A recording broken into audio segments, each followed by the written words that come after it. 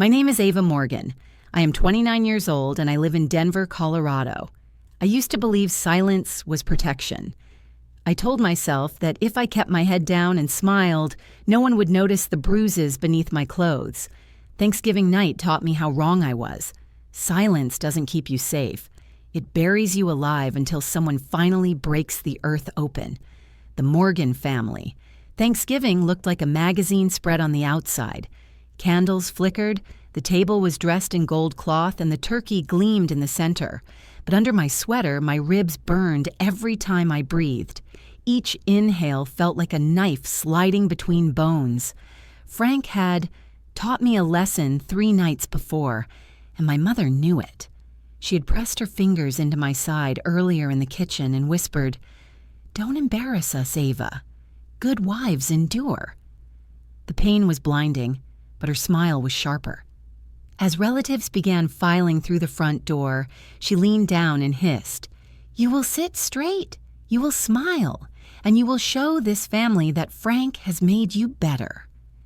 Then she locked the door from the inside, the click echoing like a warning. I sat stiff in my chair as cousins hugged me, and aunts commented on my pale face. My grandmother reached to touch my forehead. "Ava, you look ill, honey." Before I could answer, my mother pressed her thumb into the bruise on my shoulder. My vision went white. "Tell them how happy Frank makes you," she ordered. Tears leaked from my eyes as I said, "He makes me very happy." She pressed harder, louder. My voice cracked, but I repeated it until my throat burned. The room filled with chatter, clinking glasses, and the smell of roasted turkey. I tried to stand when my mother barked, "Serve the bird, Ava." My legs buckled. She yanked me upright by my injured arm. A shock of pain shot through my chest. I staggered to the table and tried to lift the turkey platter. It slipped from my trembling hands and crashed across the tablecloth. The room went silent. My mother's face turned scarlet. She grabbed my wrist where Frank's fingerprints had already bloomed purple. "Apologize right now." My ribs screamed as I gasped, I'm sorry for ruining dinner." She leaned into my ear. "You're pathetic. No wonder Frank has to teach you." Blood filled my mouth. I coughed, heavy and wet, and when I pulled my hand away, it was smeared red. Chairs scraped. Aunts rose from their seats. My cousin Bella whispered, "That looks like internal bleeding." But Mom only slapped me on the back, right over the deepest bruise, and sneered, "Stop being dramatic." I dropped to my knees. The floor tilted, the room spinning, my breath shallow as if through a straw. I tried to stand, but my body refused. My mother hissed, "Get up. You will not shame this family." She jerked my arm again, and I nearly blacked out from the pain. That was when Lila screamed. She seized a chair and hurled it through the dining room window. Glass shattered in every direction, cold air blasting into the room. Neighbors shouted from outside. My mother shrieked, "She's ruining everything!" But sirens were already growing louder in the distance. The last thing I heard was the paramedics bursting in, one yelling, "She's coding!" as the flatline tone cut through the night. I would love to know where this story reaches. Drop a comment with your city and country. Don't forget to subscribe. Your support means the world and pushes me to keep creating more videos. Thank you for being here and listening. When I woke up, the world was white. White walls, white ceiling, white sheets. A machine beeped beside me with every breath, as if reminding me I was still alive. My chest burned. A tube pressed into my side. I tried to move, but pain ripped through my ribs and made me cry out. A doctor in pale blue scrubs appeared at the foot of my bed. He carried a tablet and spoke with calm precision.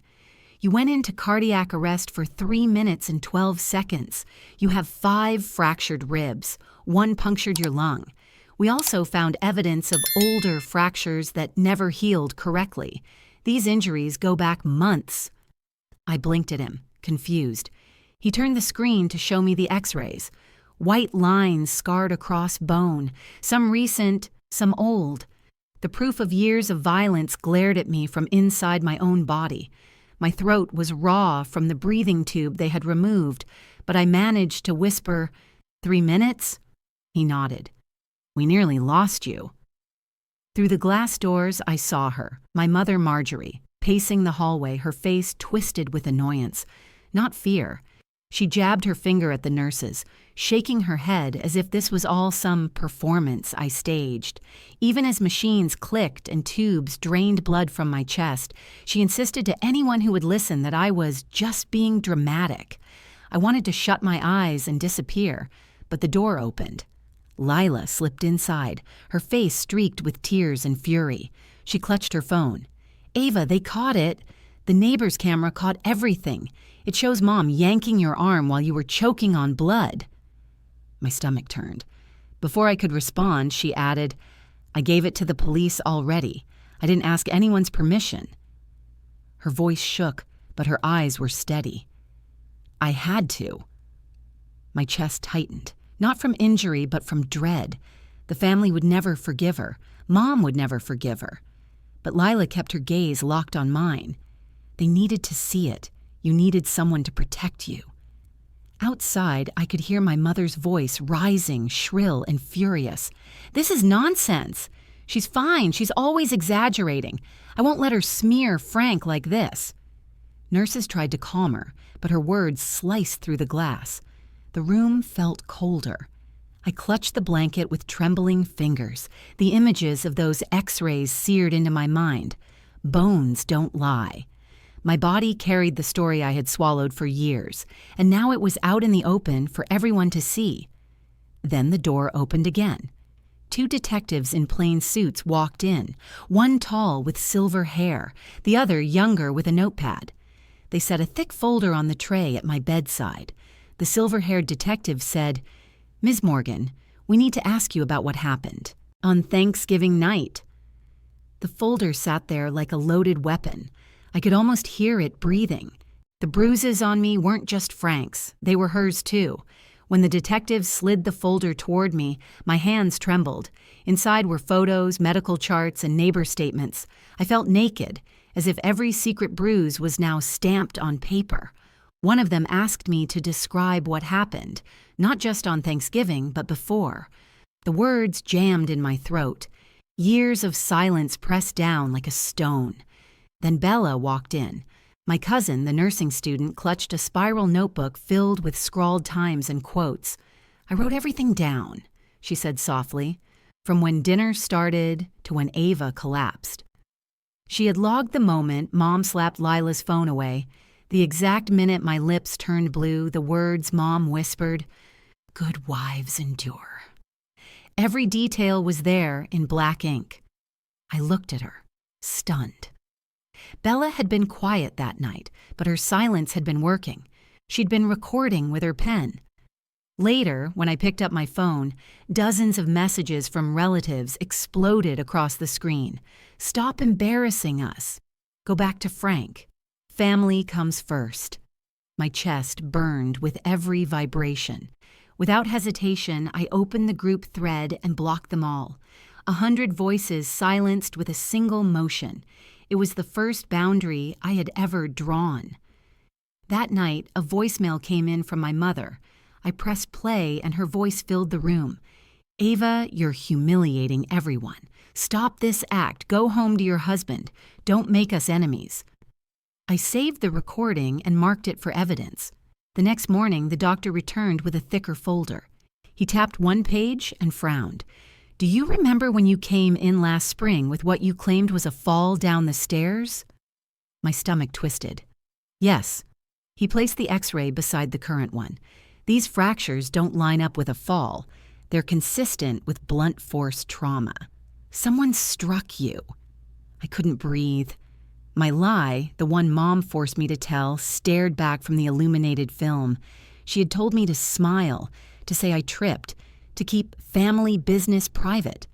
And I had obeyed. As I absorbed the truth, chaos erupted outside my room.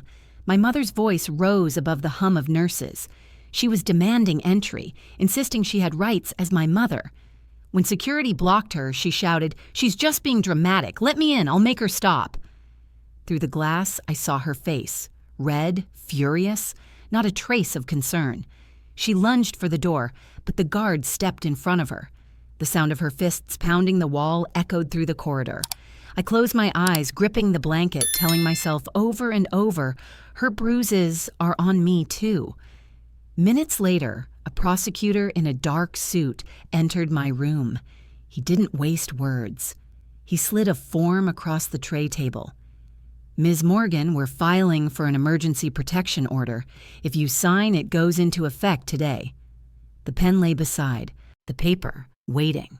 Even walls keep secrets, but mine had recordings. After signing the emergency order, I moved into Lila's spare room. She had stacked pillows on the bed so my ribs wouldn't grind when I lay down. On the nightstand sat a bell she told me to ring if I needed her. I felt like a child again, except this time I wasn't being tucked in. I was being kept alive. The advocate from the hospital, Fiona, came by with a thick folder. She laid out rules like battle plans. No lifting more than 5 pounds for 8 weeks. Keep the wound clean. Monitor for fever. Don't answer calls from blocked numbers. Map escape routes in case Frank or Mom showed up. Her voice was steady, but her eyes scanned the room the way a soldier checks exits. Later that day, I made my own decision. I froze every joint account, canceled shared auto pays, and rerouted my paycheck to an account Frank didn't know existed. The bank clerk's eyebrows shot up when I handed over the protection order, but he stamped each form. For the first time in years, the money in my account couldn't be touched by anyone but me. It felt reckless, almost criminal, but it was survival. That evening, Attorney Price spread documents across Lila's kitchen table. He was meticulous, flipping through statements and photographs. Then he pulled out a small USB drive and said, "This might matter more than you realize." He plugged it into his laptop, and the sound that spilled from the speakers froze me. It was my mother's voice, caught by the microphone on my own doorbell camera just before Thanksgiving dinner. "Good wives endure," she whispered, her words clear as glass. The timestamp glowed on the corner of the screen, minutes before I collapsed at the table. I covered my mouth with shaking hands. The walls of my home had been listening, even when I couldn't speak. Price leaned forward. "This isn't just emotional abuse. It shows deliberate intent." She knew what was happening, and she reinforced it. His tone was sharp, certain. I wanted to collapse under the weight of that proof, but instead, I nodded. The camera had seen what my family tried to bury. As we finished, Lila set tea on the table, her eyes red from exhaustion. "They can't deny it now," she said. I wished I could believe her. The next morning, a letter arrived by courier. I tore it open and read the single page inside. My hearing date, originally scheduled weeks away, had been moved up to the following Tuesday at 9:02 a.m.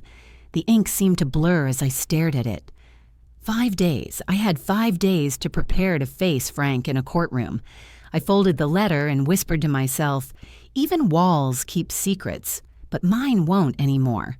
If you're still with me, take a second to like this video and leave a comment. It helps more than you know, and it tells me I'm not shouting into the dark. The courtroom was smaller than I imagined. No marble pillars or sweeping galleries, just wooden benches, fluorescent lights, and the smell of dust. But when my name was called, my legs shook as if I were walking into a stadium. The judge looked ordinary, middle-aged, with reading glasses low on his nose. His gavel was no larger than my palm, yet in that moment it felt heavier than every fist Frank had ever thrown. I took the stand. My voice was thin at first, breaking as I recounted the night of Thanksgiving, how I coughed blood onto the table, how my mother pressed her thumb into my bruises and ordered me to smile. I held nothing back. Each word felt like ripping open a scar, but the truth bled out anyway. The prosecutor called witnesses. Detective Nolan stepped forward, laying out 911 logs from neighbors reporting screams months earlier. Bella followed, her notebook clutched to her chest. She read the times she'd written. 4:07, Mom slaps Lila's phone away. 4:15, Mom presses Ava's shoulder. 4:20, Ava coughing blood, lips blue. Each detail echoed like a hammer on steel. Then came the surgeon from the ICU. He displayed the x-rays, tracing the fractures across my ribs with a pointer. These injuries are not consistent with an accident. They indicate repeated blunt force trauma. The room was silent except for the scratch of the judge's pen. The prosecutor dimmed the lights. A grainy video flickered on the screen, the neighbor's footage. My mother's voice hissed through the static. "Good wives endure." My body went rigid. Every juror, every spectator, every clerk heard the words I had once believed were love. When the lights came back on, the judge leaned forward. "Ms. Morgan, this court acknowledges a pattern of abuse and obstruction." He signed the papers on his desk. "A protective order, valid for 18 months, enforcement effective immediately." The gavel struck. 3 dull thuds, but to me they sounded like freedom-breaking chains. Mom's chair was empty. She hadn't dared to appear. Frank sat stone-faced beside his lawyer, who whispered furiously as the judge stood to leave. My knees buckled with relief. That night, back at Lila's, I opened my laptop and created an anonymous account on a survivor forum. I wrote about the order, the bruises, the blood on the tablecloth. I didn't use names, but I told the truth. I hit post and watched it spread. The fallout was instant. Family members flooded my phone. Some accused me of shaming them. Others demanded to know why I would drag private matters into the public. A few, only a few, whispered support. My mother's side of the family fractured down the middle, half clinging to her, half condemning her. For the first time, I didn't care about their loyalty. I cared about my survival, but survival isn't quiet. Around midnight, headlights slid across the curtains of my new apartment. I peered out and saw Frank's truck idling at the curb, engine low, lights sweeping my window as if marking me. My ribs ached as I backed away from the glass.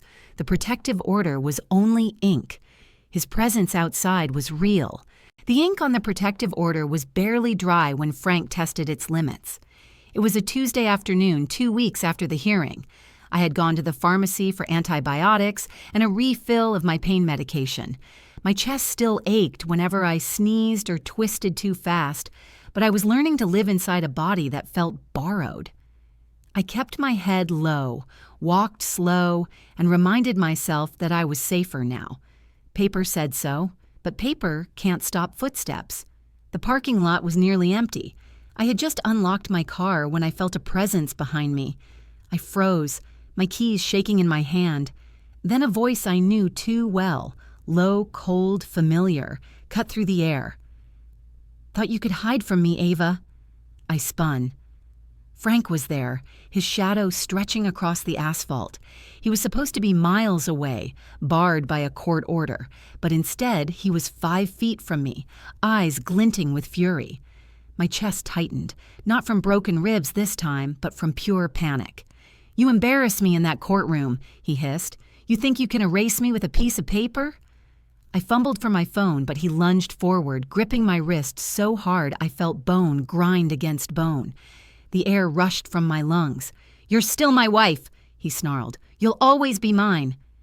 My body froze, but somewhere deep inside, a scream clawed its way up. "Let go!" From across the lot, I heard Lila's voice, sharp as a blade. "Get away from her!" She came running, keys and pepper spray already in her hands. Frank turned just as she raised the canister and sprayed. A stream of burning mist hit him full in the eyes. He roared, releasing my wrist as he staggered backward, clawing at his face. But Lila wasn't finished. When he stumbled against the car, she swung the door shut with all her strength. The edge slammed into his forearm with a crack. He screamed, collapsing to the ground, curses ripping from his throat. Lila's face was pale but fierce. "Touch her again and I'll break the other arm." I collapsed against the hood of my car, shaking. My lungs felt like they couldn't expand fast enough. Blood pounded in my ears as Frank writhed on the pavement. His words blurred into guttural threats. "You'll pay, liar, I'll ruin you." Then another sound. Sirens. Someone must have called the police when they saw the struggle. A patrol car screeched into the lot, lights flashing red and blue. 2 officers jumped out, weapons drawn, yelling commands. Frank tried to rise, but they forced him down, cuffing his hands behind his back. The pepper spray still clung in the air, sharp enough to sting my own eyes. One officer helped me to sit on the curb while another read Frank his rights. My wrist throbbed where he had grabbed me, the skin already swelling red.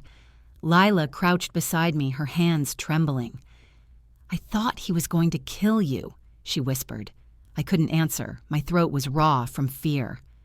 Minutes later, a neighbor from across the lot hurried over.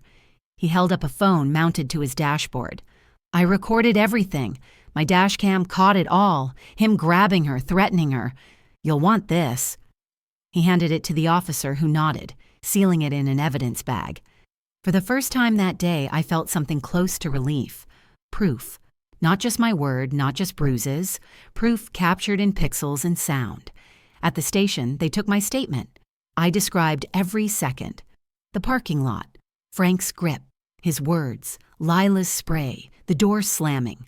My voice shook, but I forced it steady. The officer nodded, taking careful notes. "With the dash cam and your sister's testimony, this is a clear violation of the order. He'll face charges." But relief is fragile. 2 days later, an envelope arrived at Lila's apartment. Inside was a packet from Frank's attorney. The language was slick, rehearsed, and cruel. It accused me of staging the entire confrontation, of coaching my sister to attack him, of conspiring with neighbors to fabricate evidence. They painted me as hysterical, a manipulative woman exaggerating minor disagreements into abuse. My hands shook as I read the pages. Each sentence felt like sandpaper against raw skin. According to his lawyer, I wasn't a survivor. I was a liar. I dropped the papers on the table and stared at Lila. They're going to make it sound like I invented everything. Lila's jaw tightened. She picked up the packet and flipped through it, her face hardening. "Then we fight harder. We have the dash cam. We have witnesses. They can write all the lies they want, but the truth is on our side." Her words steadied me, but only for a moment, because deep down I knew this was far from over. Protective orders could be broken, evidence could be twisted, and Frank wasn't done trying to own me. That night, I lay awake listening to every car that passed outside. Each headlight felt like a warning. Each sound made me brace for footsteps at the door. The packet sat on the nightstand, daring me to believe the lies inside. I whispered into the dark. I survived his fists. Now I have to survive his lawyer. And the fight was only beginning. The packet from Frank's attorney sat like poison on the table. But Attorney Price didn't flinch when I handed it to him. He adjusted his glasses, flipped through the pages, and gave a dry laugh. "This is theater, Ava. Let's replace fiction with fact." He pulled out a legal pad and drew a line down the center. On the left, he wrote dates. On the right, he wrote injuries. "We're going to build a timeline," he said. 7 years, 10 months of marriage. Every incident we can document. For the next 2 hours, I walked him through memory after memory, each one leaving me raw. March 2016. Frank twisted my wrist so hard I couldn't hold a pen for a week. July 2017. Black eye hidden under makeup. Thanksgiving 2018. Neighbors called 911 over screams. August 2020. Doctor's report of cracked rib marked fall. I forced the words out and Price marked each with a steady hand. When we finished, the timeline stretched across 12 pages. "Patterns win cases," he said, tapping the paper. "This shows escalation. Judges respect escalation." Then he opened a second folder, financial records. He pointed to withdrawals, transfers, and a zeroed-out balance. "Frank drained the joint account the day after you received the protection order. Classic financial abuse. He wanted you cornered." I swallowed hard. He almost succeeded. But Price wasn't done. He slid across a stack of printed text messages, metadata glowing in the margins. "These aren't just Frank's words. They trace back to your mother's phone. Look." She forwarded his messages, told him when you were at appointments, when you'd be alone. This isn't enabling anymore. This is conspiracy. My chest ached worse than any broken rib. To know my own mother had coordinated with him behind my back, timing, strategy, betrayal carved into digital timestamps, was another wound. That night, Aunt Deb called. Her voice shook. "Ava, I can't sleep. I saw what your mother did at Thanksgiving. I've seen the way Frank handles you. I've been silent, but I can't carry it anymore." I held my breath as she continued. "I'll sign a sworn statement. I'll put it in writing that I saw Marjorie pressing on your injuries and stopping people from calling 911. I nearly dropped the phone. Deb had always sided with my mother, clinging to the idea of family unity. Now she was breaking ranks. The next morning she met me at Price's office. Her hand trembled as she signed the affidavit, but once the pen left the page, she looked lighter, freer. "Family doesn't mean silence," she whispered. Price tucked the affidavit into our growing file. "This strengthens everything." I wanted to thank Deb, but words failed. Instead, I hugged her, ribs aching against her shoulder, and she squeezed gently. That afternoon, I sat at Lila's desk drafting a cease and desist letter with Price's guidance. It wasn't dramatic. It was cold, precise, legal. It demanded that my mother remain at least 300 feet away from my residence, workplace, and any court proceeding. When I signed my name at the bottom, my hand trembled. Sending such a letter to the woman who raised me felt like slicing a cord that had bound me my entire life. But when it was sealed and mailed, I felt air fill my lungs deeper than it had in years. Lila watched me closely. "You okay?" "No," I admitted, "but I'm finally not hers anymore." The backlash came swiftly. My phone lit up with messages from cousins. "You're tearing the family apart. How could you humiliate your own mother? Don't you care what people will think?" Each text felt like a stone thrown through a window. I blocked number after number until silence returned. That night, I stared at the ceiling, the affidavit, the financial records, the timeline spread across Price's office still etched into my mind. The evidence was undeniable, but so was the cost. Half my family saw me as a liar. The other half stayed quiet, too afraid to choose a side. Lila sat at the edge of my bed. "Tomorrow's the day you're filing for divorce." The words dropped like a gavel. Divorce. Final. Irreversible. The line I had feared for years, the step my mother always said, was shameful, dramatic, unforgivable. I closed my eyes and whispered, "Tomorrow I start over." But deep down, a tremor of fear ran through me. Because if Frank had broken orders before, what would he do when served divorce papers? The clock ticked past midnight. Every sound outside made me flinch. I clutched my ribs and tried to slow my breathing. Morning was coming, and with it, a courtroom that would decide the rest of my life. The morning I filed for divorce, the sky over Denver was pale gray, heavy with the kind of clouds that promise snow. I wrapped my coat tight, every movement tugging at ribs still tender. Lila drove, her hands steady on the wheel, her eyes sharper than mine.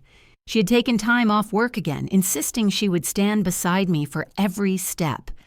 Inside the courthouse, the clerk slid a stack of papers across the counter. My name at the top, Frank's name below. The words, "Petition for Dissolution of Marriage," seemed surreal. I pressed the pen to the page, and with one shaky signature, 7 years and 10 months of silence fractured.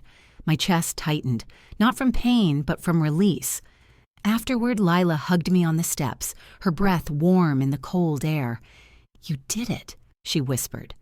I nodded, though part of me trembled. Paper can break chains, but it can't erase scars. That evening, I moved into a tiny studio above a pizza shop. The ceilings were low, the radiator rattled, and the smell of dough clung to the walls. But when the landlord handed me a single key, just for me, it felt like a crown. No one else had copies. No one else could walk in uninvited. I set down my 2 boxes of belongings and sat on the mattress on the floor. It wasn't much, but it was mine. The first night, I jumped at every sound. The slamming of a car door, footsteps on the stairs, the clatter of pans from the kitchen below. But no fists followed. No one demanded I smile. No voice hissed, "Good wives endure."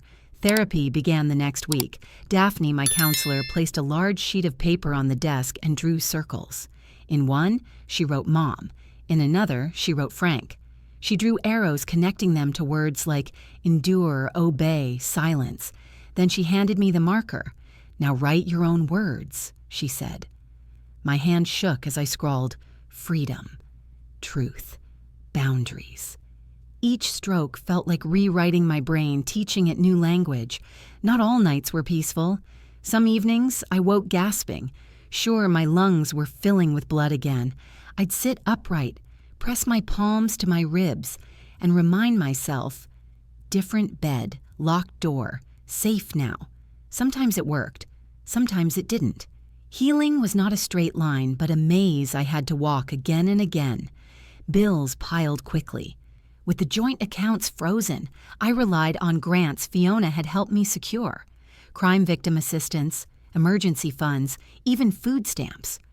At first, I felt humiliated. But Fiona reminded me that survival is not disgrace. She said every receipt, every voucher, was proof that I was rebuilding. One night, as I cooked pasta on the hot plate, my phone buzzed. It was Bella. She had passed her nursing exam. "I couldn't have done it without you," she said. "Watching you fight made me believe I could too." Her words made my throat ache. Maybe pain could ripple into strength for someone else. Not everyone celebrated. Letters from Mom arrived, scrawled Bible verses about wives submitting to husbands, always ending with her mantra, "Good wives endure." I didn't keep them. I took pictures for evidence, then lit a match and watched the paper curl into ash over the sink. Slowly, I built a new rhythm. I bought secondhand furniture, planted a small fern in the window, and learned to sleep without checking the lock more than twice. Some nights I even laughed, watching shows Frank had once banned because he called them a waste of time. The divorce would take months, maybe longer. Frank's lawyer fought every motion, twisting facts, painting me as unstable. My mother refused to acknowledge the cease and desist, circling my building in her car once before security forced her away. But the difference now was this. I had evidence, allies, and my own voice. I wasn't hiding behind silence. One snowy evening, I stood by the window and looked out over the street. Children were throwing snowballs, their laughter echoing against the buildings. For a moment, I imagined myself as one of them. Innocent, untouched, free. The image didn't last, but the warmth lingered.